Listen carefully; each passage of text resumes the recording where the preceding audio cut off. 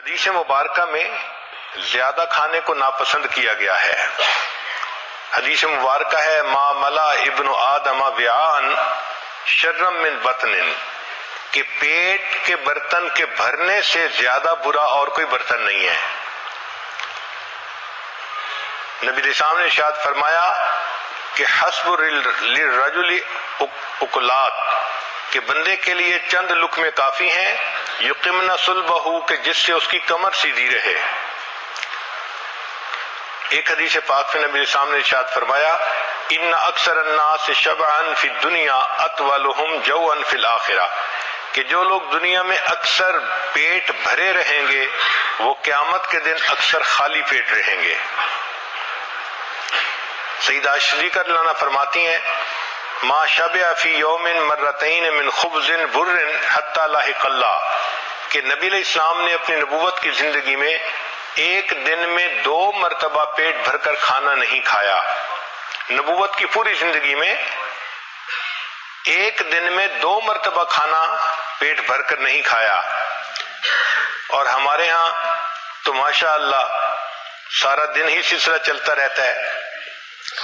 اس لیے سیدہ صدیقہ نے فرماتی ہیں فَإِنَّ الْقَوْمَ لَمَّا شَبِعَتْ بُطُونُهُمْ، کہ جب لوگ اپنے پیٹ بھر لیتے ہیں تو پھر ان کے بدن کے اندر سستی آ جاتی ہے، دل سخت ہو جاتے ہیں، وَحَجَمَتْ شَهْوَاتُهُمْ، اور ان کی شہوات ہجوم کرتی ہیں۔ جتنا زیادہ کھائیں گے اتنا انسان کے اندر شہوت زیادہ بڑھے گی۔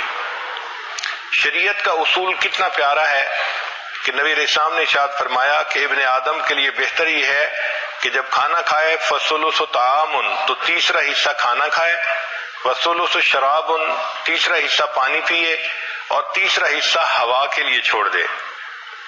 حضرت عمر رضی اللہ عنہ کے بارے میں آتا ہے کہ آپ ایک کھانے میں 11 لقمے کھایا کرتے تھے۔ محمد بن واسع فرماتے ہیں من قل طعمہ فہم و افہم، کہ جو بندہ کم کھانا کھاتا ہے وہ بات سمجھتا بھی ہے اور وہ بات سمجھا بھی سکتا ہے۔ عمر بن قیس فرماتے ہیں کہ تم پیٹ بھر کے مت کھانا کھاؤ، اس سے دل سخت ہو جاتا ہے۔ ابو ایوب سختیانی رحمۃ اللہ فرماتے ہیں کثرت الاکل داء البطن، کہ زیادہ کھانا بدن کے لیے بیماری ہوتی ہے۔